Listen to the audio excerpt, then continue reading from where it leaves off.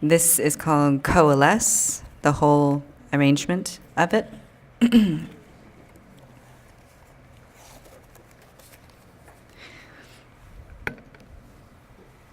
Station. Tempestuous knits amid pliable strings, unfolded ties to release their wandering, sold, plundered, shriveled and sired. This is the mud from the cleats of the choir. Up off that shoulder from the civic shuffle, unrendered from the fat of a politician's troubles, unsinewed from the sewers of baffling insinuations, and if it's time to change the dial, then by all means change the station. It's that gem within the toad Miss Severin mentions in her lecture. Adversity's invention brings a figure to the Fletcher, pulling fingers into feathers with a taut and noble mention. There is gold within these hills. Just ask the heart beyond its tension. Thank you.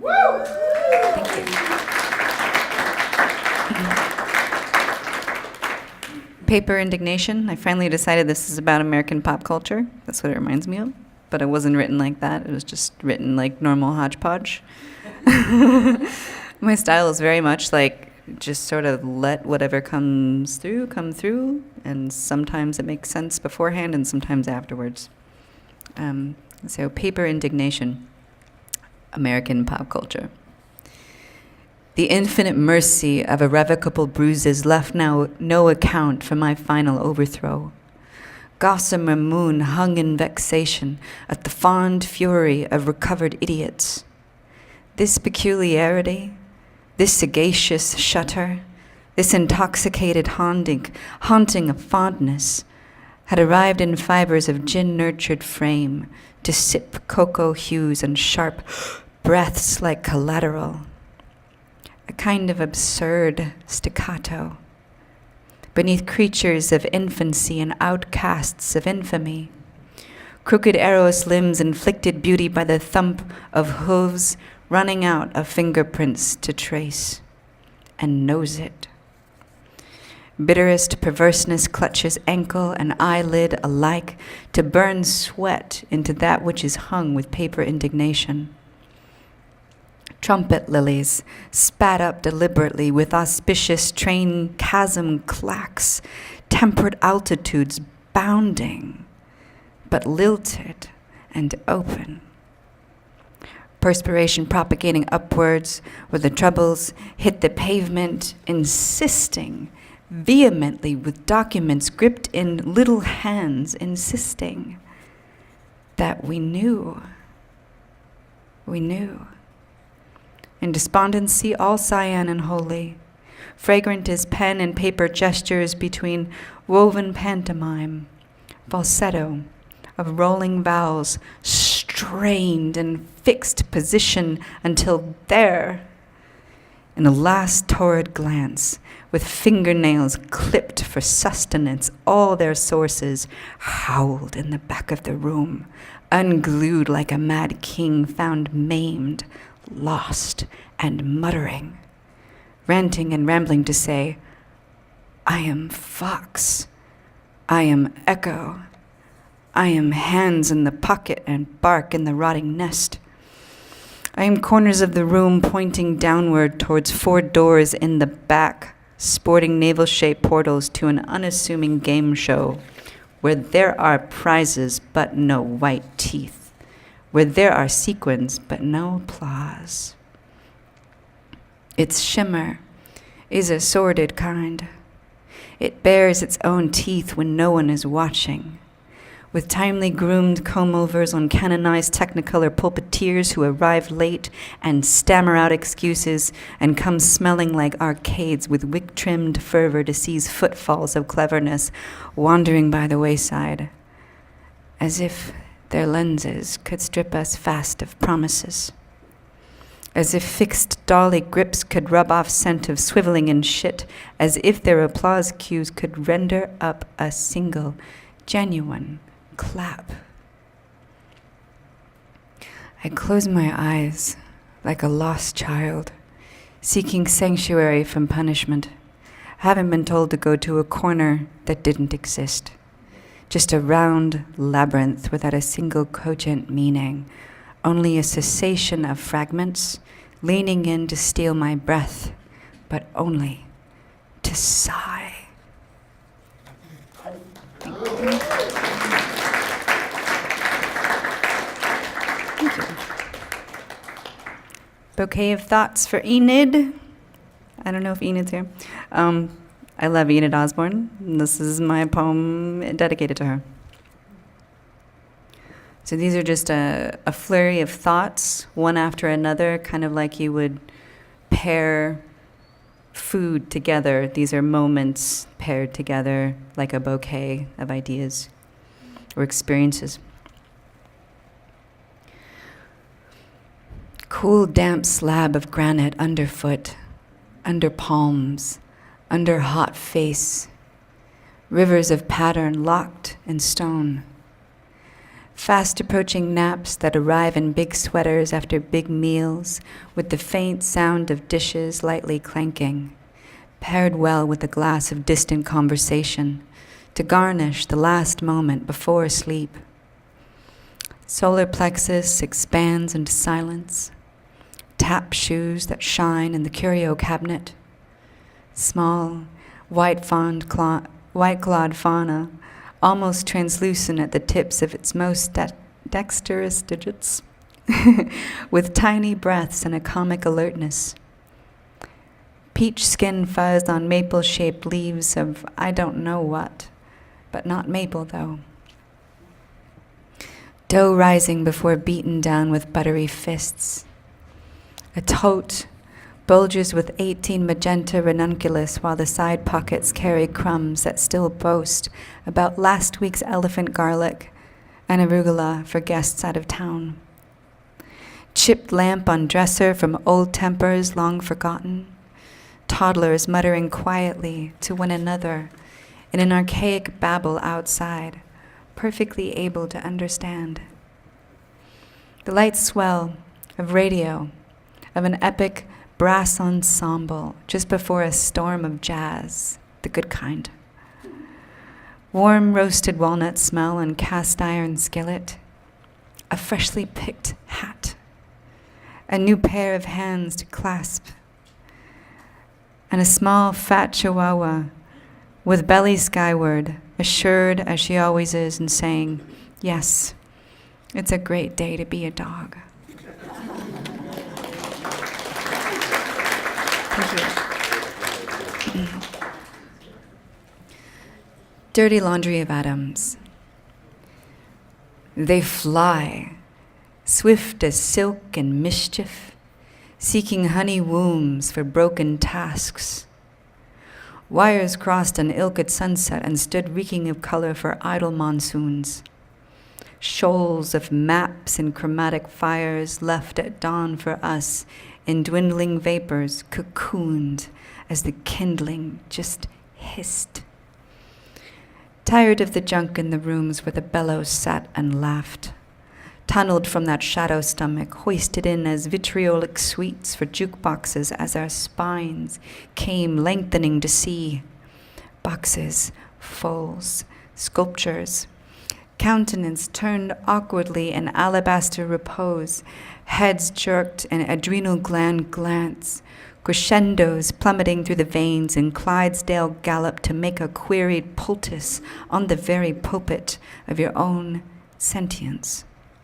This is how it is sometimes when you overhear the soft murmur of your own cells imparting, quite casually, the dirty laundry of atoms. Thank you.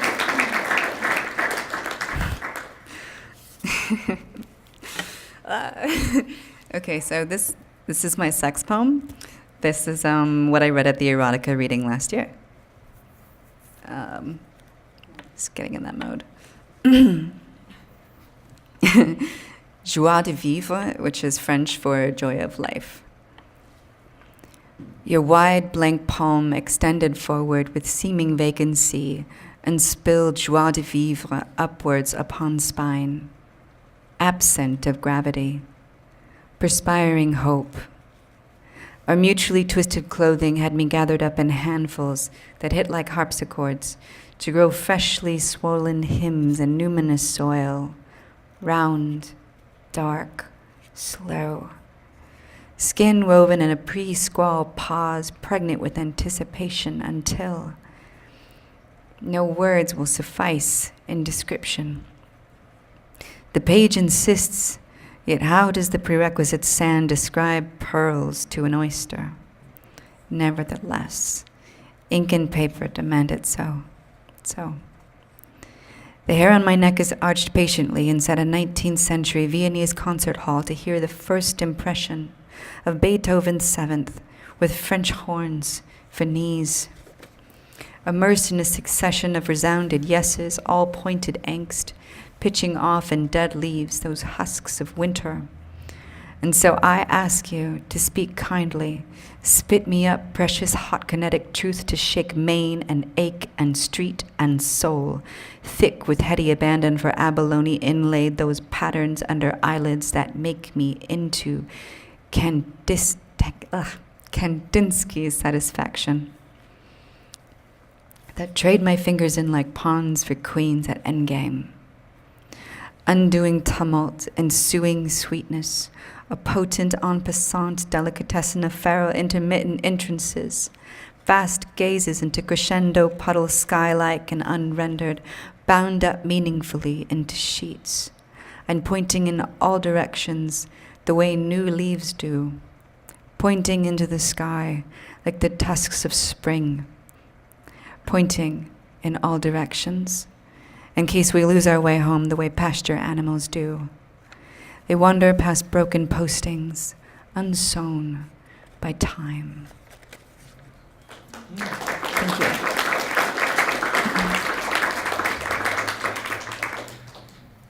The wheel.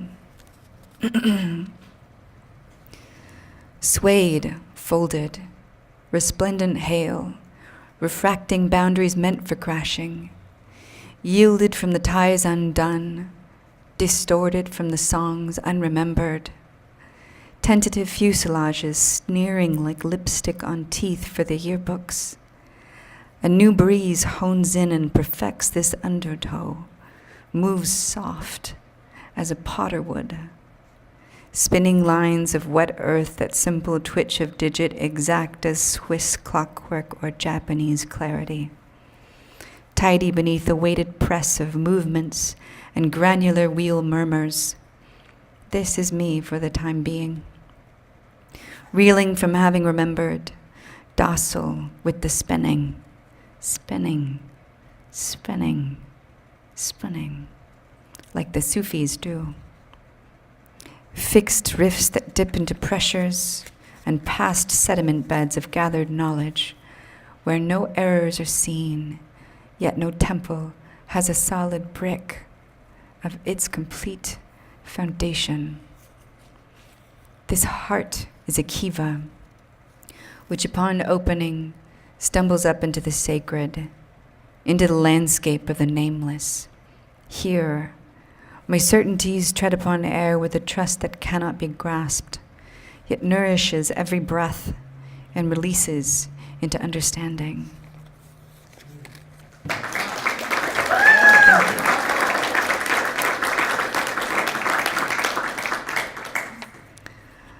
The art of rising. There are women I have known who taught me the art of rising. When pain clutched belly and dark night of my soul, they said it was me I was birthing. Wood rot of old shelves and past old selves. Into nested moons of emergent wholeness, the bow of their gaze was held high in repose, expectant as an ingress. A shimmer that is both broken, untold, river both rapids and glassy pristine, two aching arms gathering wheat in the sun, and the sun extending its sheen. Thank you.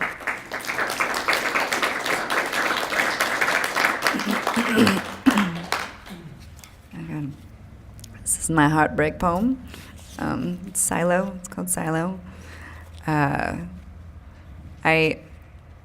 fell in love with a narcissist over a year ago. That was really shitty. So that's this. Silo. Oh, fuck. There is a silo beneath my floorboards, a barely audible hum, above elevator-esque quivers in the squall of guts that are beginning to understand. I am fictional letters burning. I am hunger twisting hip into angular positions and fractured smile disposition, mending myself back into being between tight, swift swigs of oxygen to bear alone.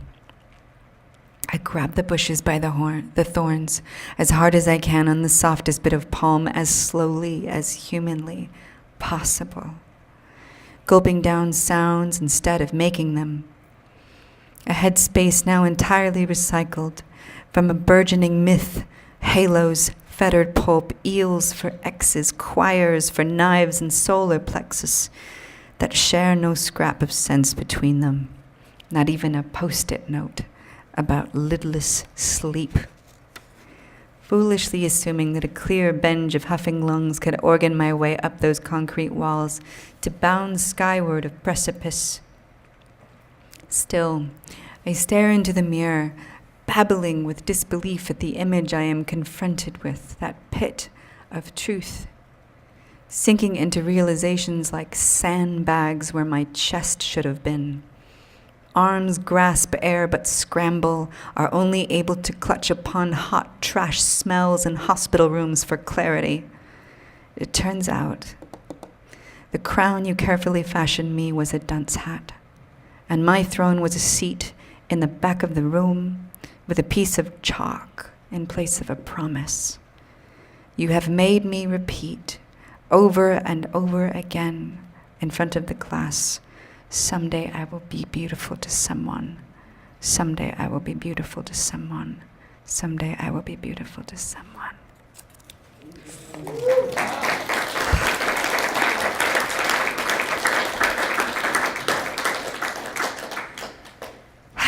Okay, oh, that's over. So glad I am single. The vaulting. How am I doing on time? I'm good? I don't know when you... Okay. The vaulting. No vague strategy of wordsmithing will suffice this time.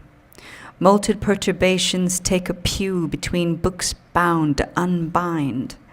Fractured chromatic page hands over slick moon, round-faced with a shine, into new hands to refute the last known entropy of crimes.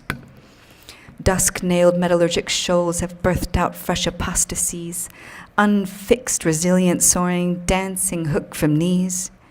Fiercely deconstructing pens will render no old policies, igniting transmutation of concern within a valid means such that this became the fork in the road drawn swift with wrathful compassion. Our ensuing camaraderie was the fortitude of action. These unwavering altitudes of an altruistic fashion sat in the waste of empire and shoveled shit to make disruption. So when civil disobedience last begins to blossom, it will be to the resounding boom of yes for generations, dismantling divisiveness for the history of nations, and catalyst to redesign our present value systems, while not committed by brute force, not by a fist in the air for a course, nor at the sham of a riot or thorn, but from a container both witnessed and heard, up from the vaulting of pen before sword, scripting a better world for the stripped and the worn, unequivocal action on behalf of the unborn, shaping societies with love at their core, wherein dignity and clarity outmodels all war, because peace is not merely the absence of conflict, but the substance of our interdependence incarnate.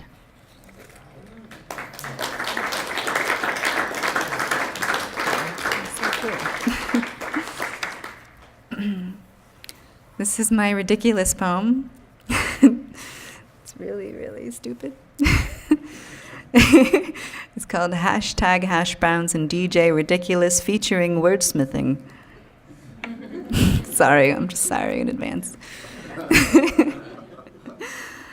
Roving over bits of gray and silt box tore me out a cardboard vignette that was malleable but awkward, entitled in a long, drawn-out soliloquy sort of thing with only the quotations to indicate it. Observe. Filed from the edges of the threshing floor to widen its song betwixt nape of neck and 5 swipes of crumbs cast south from one's lapel. Quote, unquote. Then, a saurian mycelial litany came in a fingerling bowl bundle, rolling down into the room outlandishly, ridiculous as dogs playing poker for a wedding cake theme.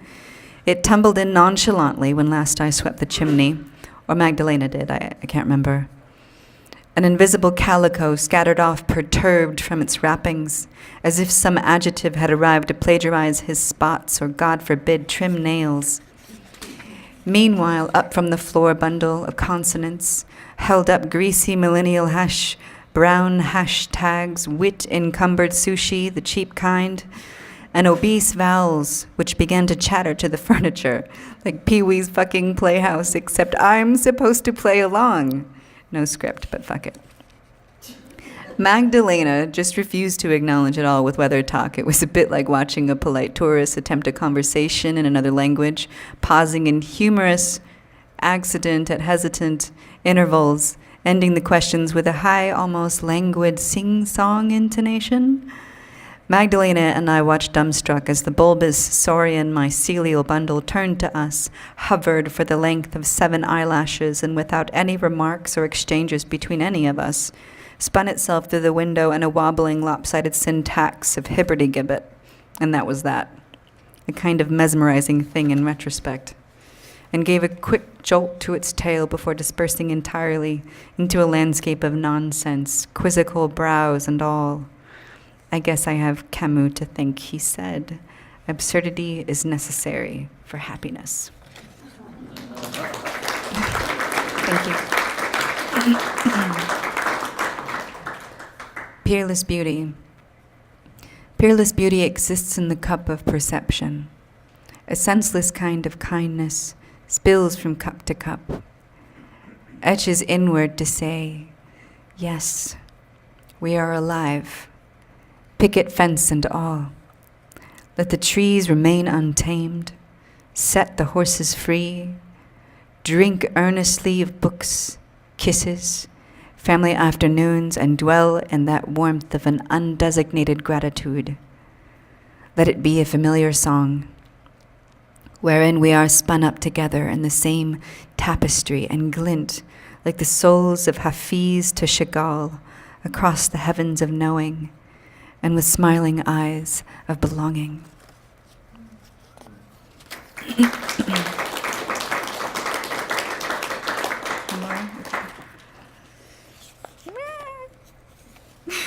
One more to do. Sorry, I'm doing the thing that John hates.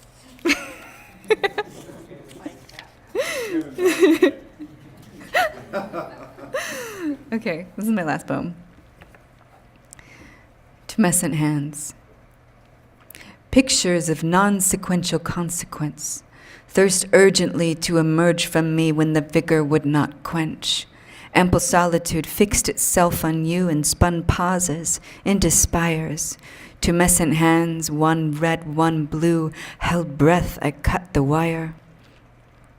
Tinctures for apprehensive consciousness burst fervently in absurdity when the candor of a jaw unclenched, whose vicissitudes clipped the wings in you to lift apologies into fire. Assurances of an elegy and what music comes with pipers.